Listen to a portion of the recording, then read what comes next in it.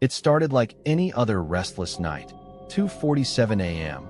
My room lit only by the glow of my laptop screen. I'd been on a rabbit hole of strange channels, creepypasta reviews, and obscure urban legends. The kind of content you only stumble upon when the algorithm has completely given up on you.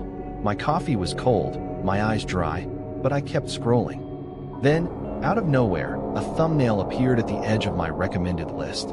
No title, no description, no channel name. Just a static image of an old CRT television sitting in a dark room. I should have ignored it.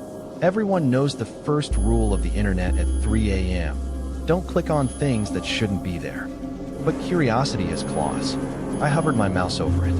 A tooltip flashed, watching you 01. The channel's icon was just a black circle. 0 subscribers. 0 videos. Yet here it was, recommended to me. When I clicked, the page loaded slower than any site I'd ever seen, as if the channel were being pulled from somewhere far away, or maybe from nowhere at all. Then a single video appeared titled Live. No description, no chat, no view count.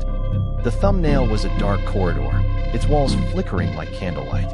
I hit play. For the first 10 seconds, nothing moved. Just the corridor, stretching into blackness. Then, faintly, footsteps echoed, not from the video, but from behind my headphones, as if someone were pacing inside my room. I tugged them off. Silence. When I put them back on, the footsteps had stopped, replaced by a soft static hiss. The camera in the video shifted, panning slowly left, then right. It felt unscripted, like someone holding a phone in the dark.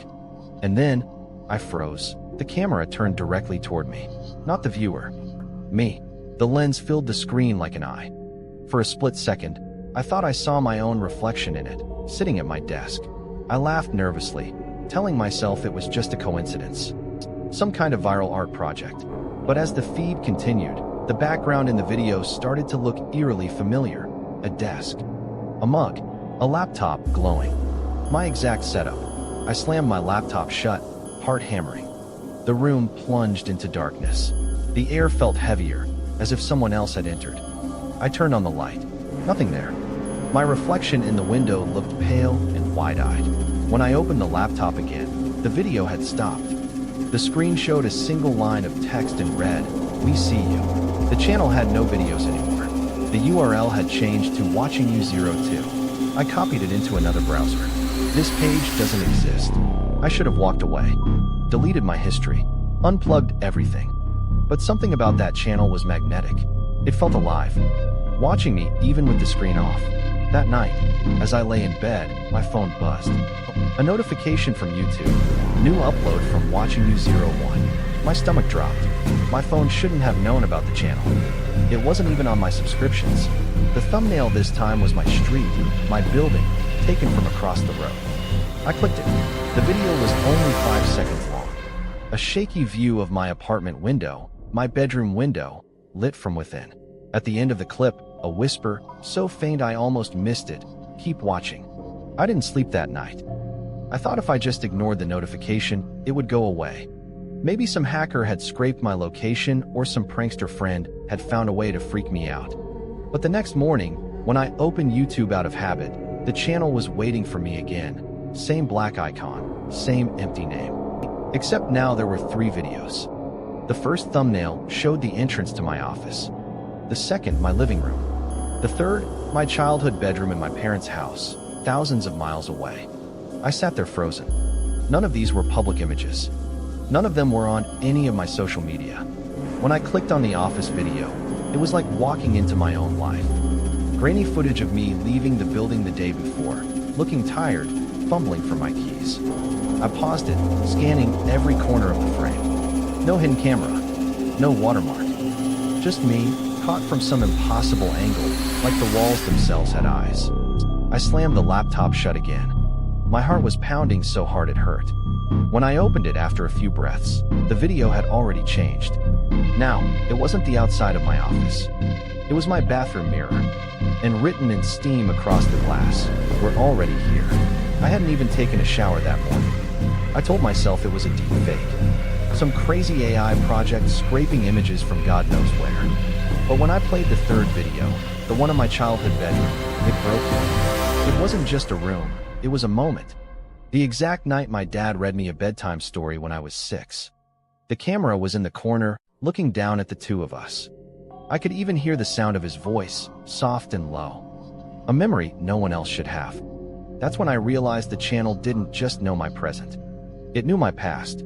And in the comments, buried beneath a sea of blank profiles, one message stood out. The longer you watch, the more it learns. I scrolled, looking for some explanation, but every comment was the same. Keep watching. By the end of the day, the channel was pushing new clips every hour. Each one closer. Each one sharper. Someone brushing past me on the subway. The groceries in my bag. My own face on my screen, staring back at me as I watched. I stopped eating. Stopped sleeping. My friends' texts piled up unanswered. The channel was like a hole I kept falling into, and every time I tried to climb out, another video pulled me deeper. And then, one night, the upload was just a black screen with white text. Ready to meet? I didn't know if it was a threat or an invitation, but I knew, with a sick certainty, that whatever was on the other side of that channel was getting closer, and it wanted more than just my views. The upload titled Ready to Meet stayed on my feed like a wound that wouldn't close. The thumbnail was just a blank gray square. No views, no comments. But the moment I clicked it, the screen went black and a low hum filled my headphones. Not the kind of hum you get from bad audio, but something deeper, like a vibration inside my chest. Then words appeared, letter by letter, as if someone were typing them directly into the video. Hello. I stared at the screen, my hands frozen above the keyboard. Another line appeared. We have been watching. I yanked my headphones off. The hum was still there, faint but real, as if it were leaking into the room. When I tried to close the browser, my mouse wouldn't move. The cursor trembled on its own and clicked back into the video. Another line. You watch. We watch. We learn. I whispered, "Who are you?" without meaning to. My laptop mic icon flickered on. It was listening. Say your name. No, I muttered. My hands were shaking. I slammed the lid shut again. The hum vanished. For a moment, I thought it was over. But then my phone lit up. A text from an unknown number. Don't be afraid. We only want to show you more. The screen of my phone went black, then flickered. A face flashed for less than a second. Pale, featureless, except for two black pits where eyes should be. When I reopened the laptop, the video had changed. Now it was showing my room in real time. Me, hunched over the desk, staring at the screen. Except in the feed, something else was standing behind me. A tall, dark shape, unmoving, its head tilted as though it were curious. I spun around. Nothing there. The video glitched, cutting to static, then to another line of text. Don't look away. I couldn't stop myself. What do you want? I whispered. Your story. Your image. Your breath. Then, like a chat window opening, new lines scrolled faster than I could read. We are inside. You let us in. Every frame you watch is a door. Doors go both ways. The humming deepened. My walls seemed to vibrate. It felt like the whole apartment was breathing with the screen. The final line flickered red. Soon, you will upload. And then the video ended. No thumbnail. No channel. Just a blank page that refreshed itself over and over, like a heartbeat. I sat there in the dark, trying to convince myself it was a nightmare. But my reflection in the laptop screen was smiling, and I wasn't. By the next morning, my apartment felt wrong. Too quiet, too still, like the air before a storm. I told myself I would not open YouTube. I told myself I'd delete the app, smash my phone, throw my laptop out the window if I had to.